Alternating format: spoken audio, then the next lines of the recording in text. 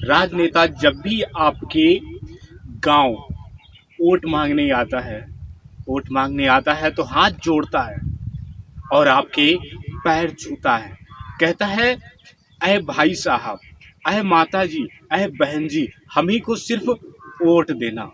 अपना चुनाव चिन्ह दिखाता है और वोट मांगता है। अपना चुनाव चिन्ह दिखाता है और वोट मांगता है और सभी के सामने वो हाथ जोड़ता है। वैसी ही जनता, वैसी ही जनता, वोट तो देना ही देना है किसी को, वोट तो देना ही देना है किसी को। और जब इलेक्शन का दौर चलता है, इतने लोग खड़े होते हैं तो किसी ना किसी को जीतना ही है, जीतना ही है। अब एक जीत गया, जो जीत गया वो राजा बन जाता है, वो राजा बन जाता है। जनता का से वोट मांगकर वो राजा बन जाता है। जैसे आपके गांव का प्रधान, यदि आपको वोट देते हो तो गांव का प्रधान राजा होता है, उसी प्रकार से जो आपके यहाँ पे वोट मांगने के लिए आता है वो नेता राजा बन जाता है। 5 साल के लिए वो राजा बन जाता है और 5 साल वो तुमसे वोट मांगने जो आया था, तुम्हारे सामने हाथ जोड़ा था, तुम्हारे सामने हाथ जोड़ा था, वो तुम्हारी बात को नहीं सुनेगा। तुम उसके जाकर के पैर भी छुओगे, तुम उसके जाकर के पैर भी छुओगे, फिर भी वो तुम्हारी बात को नहीं सुनेगा। जब दौर आता है खाली इलेक्शन का, नेताओं का यही काम होता है कि जब इलेक्शन का दौर आता है तब सिर्फ हाथ जोड़ना। कहते हैं कि मतलब के लिए इंसान झुकता है, कहते हैं कि मतलब के लिए इंसान झुकता है। तो मतलब जब होता है तब ये नेता सब झुकता है, मतलब जब होता है तब ये नेता सब झुकता है। मैं तो यही कहूँगा, नेता जो है जब वोट मांगने की बारी आती है तो देखो कैसे वोट मांगते हैं, कैसे वोट मांगते हैं। आप चाहे छोटे हो, आपके भी पैर छूते हैं, आपसे हाथ मिलाते हैं, आपसे हाथ मिलाते हैं और माइकों पे बड़ी बड़ी बातें करते हैं, आपसे वादे करते हैं कि हम आपके लिए ये कर देंगे, वो कर देंगे, आपकी बिजली मुक्त कर देंगे, आपको राशन मुक्त कर देंगे, आपकी गांव में हॉस्पिटल बनवा देंगे, आपके गांव में स्कूल बनवा देंगे, आपके गांव में अच्छी सड़कें बनवा देंगे, अच्छी सड़कें बनवा देंगे। सब कुछ वादा हो जाने के बाद, उसके बाद जब आप कोई कार्रवाई कर हो जाती है, गांव में कोई घटना हो जाती है, यहाँ कुछ भी आपको कहना होता है तो आप नेता के पास जाते हैं, आप उसके पैर भी छूते हैं, फिर भी वो नहीं सुनता, फिर भी वो नहीं सुनता। और जबकि आप थाने में जाते हैं या पुलिस विभाग को इन्फॉर्म करते हैं, वो फौरन ही आपको सुनता है, वो फौरन ही आपकी सुनता है। सुनता है नहीं सुनता है। आपके गांव में झगड़ा हो जाता है, आपके शहर में झगड़ा हो जाता है, कानून अच्छा सुनता है नहीं सुनता है? पहले मुझे ये बताओ, आप रिपोर्ट लिखाने कभी गए हो थाने? नहीं गए हो? कभी गए हो? तो कानून तुरंत आपकी सुनता है, परंतु ये राज्य गद्दी और नेता ये जनता की नहीं सुनता है, ये जनता की नहीं सुनता है। एक बार राजा बन जाने के बाद ये अपने आप को स्वयं राजा समझने लगता है, स्वयं राजा समझने लगता है अपने आप को कि हम तो अब राजा बन गए, हम तो अब राजा बन गए। और 5 साल के लिए वो वास्तव में राजा ही रहता है। परंतु ये जनता को नहीं पता होता है, ये जनता को नहीं पता होता है कि राजा तो वो बन गया है, राजा तो वो बन गया है और कैसे बना है। हाँ, जनता की बदौलत बना है, राजा वो जनता की बदौलत ही बना है। यदि भारत देश की ये जनता एकत्रित होकर के सभी को कोर्ट में पहुंचाया जाए, सभी को कोर्ट में पहुंचाया जाए, वहां पे केस डाला जाए कि हमको ये राजा नहीं चाहिए, अच्छा ये राजा ना ही अच्छा काम करता है, हमारी बात को नहीं सुनता है, हमारी बात को नहीं सुनता है। और यदि हम अपनी बात को रखने जाते हैं तो ये हमें कानून से ही पिटवाता है, ये हमें कानून से ही पिटवाता है। जैसे मैंने इस समय के दौर में देखा है कि दिल्ली में काफी ज्यादा लाखों की जनसंख्या में किसान लोग हैं, दिल्ली की बॉर्डर पे लाखों किसान लोग जनसंख्या में हैं, और वो किसान नेता तो अपनी राज्य गद्दी पे बैठा है, मर कौन रहा है, मर कौन रहा है? किसान नहीं मर रहा है। किसान का बेटा जो पुलिस वाला बना वो मर रहा है, किसान का बेटा जो फौजी बना वो मर रहा है, वही मार रहा है, अपने को ही अपना मार रहा है, अपने को ही अपना बॉर्डर पे मार रहा है, ना बात सुन रहा है, ना किसी की कुछ सुन रहा है। यानी किसान ही किसान को पीट रहा है। ये हाल आज बॉर्डर है दिल्ली की, बॉर्डर पे चारों तरफ किसान, जहाँ पे अपनी बात को रखने के लिए चारों तरफ किसान अपनी बात को रखने के लिए, सिर्फ बात करने के लिए, क्या बात से हल नहीं हो सकता है? बात से क्या हल नहीं हो सकता है? खाली कानून के हाथों मरवाना ही जनता का काम है। किसान, आपकी जिंदगी है, आप राजा बन गए हो, तो जो छोटा इंसान है उसकी जिंदगी नहीं है क्या? आपकी उम्र 100 साल है तो उसकी उम्र 100 साल नहीं होनी चाहिए क्या? ये प्रकृति का नियम है, ये प्रकृति का नियम है जिसे कोई भी बदल नहीं सकता। इंसान की 100 वर्ष उम्र है, 100 वर्ष तक ही उसको जिंदा रहना है और उसको मरवाने की कोशिश मत करो किसान को। यदि किसान जाग गया और जाकर के कोर्ट कर दिया केस में, तो आप क्या करोगे? राजगद्दी से हटा दिए जाओगे।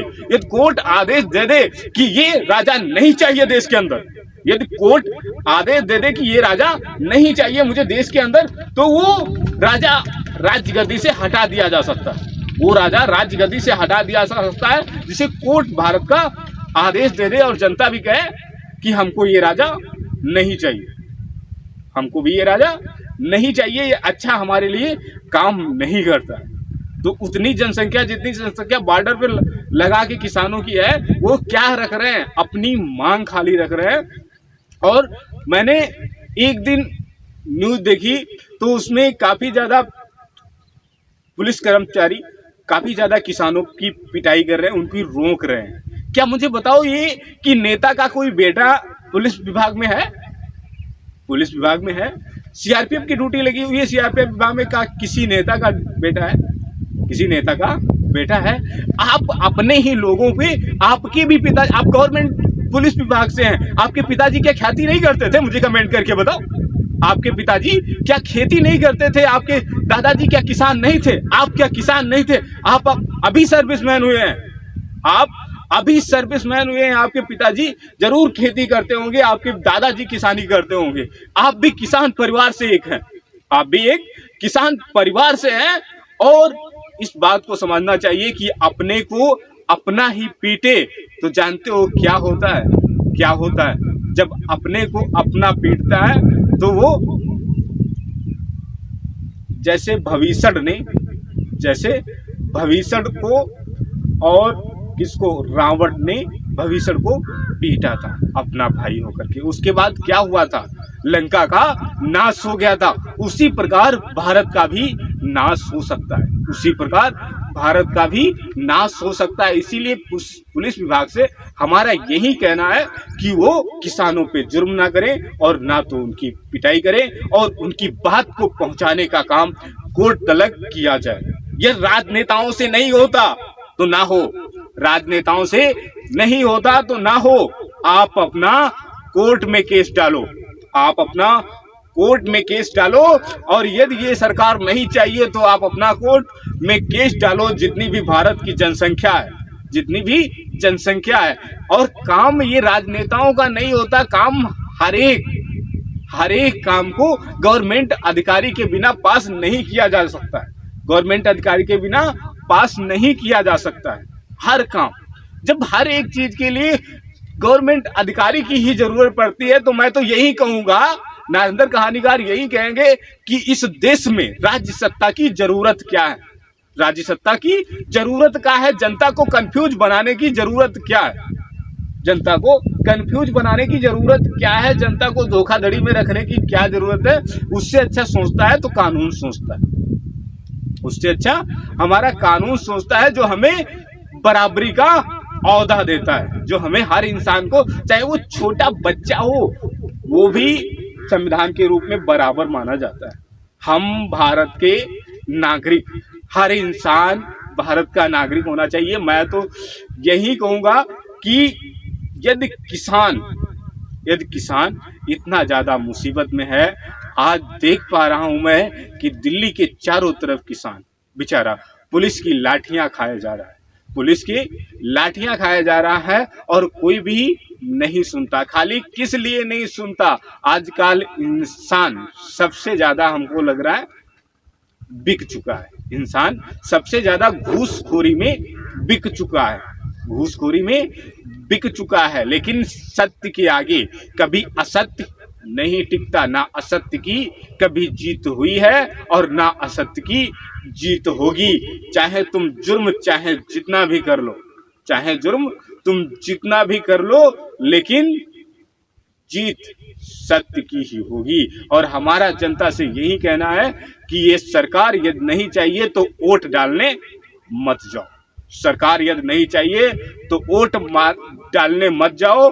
सिर्फ कानून के हिसाब से ये देश चलना चाहिए, संविधान के हिसाब से ये देश चलना चाहिए, संविधान के हिसाब से देश चलना चाहिए। जो हमें जरूरतें हैं वो कानून हमें देगा और एक कोर्ट ही हमको इजाजत देगा कि क्या करना है क्या नहीं करना, क्योंकि कोर्ट जो इजाजत देता है वो सबूत पे देता है, सबूत पे देता है। और जो कुछ कहता है कोर्ट सच कहता है, सबसे ज्यादा कोर्ट सच कहता है। मैं तो यही कहूंगा कि राजनीतिक में वोट ना डालें तो ही अच्छा, वोट ना ही डाले तो अच्छा, नेता ना ही बनाए तो अच्छा, नेता ना ही बनाए तो अच्छा, देश के लिए अच्छा और हम सबके लिए अच्छा, देश के लिए अच्छा और हम सबके लिए अच्छा। और गुलामी भी हमारी तुम्हारी छूट गई, गुलामी भी हम इंसानियत की छूट जाएगी जिस दिन इस देश से राज्य सत्ता हट जाएगी।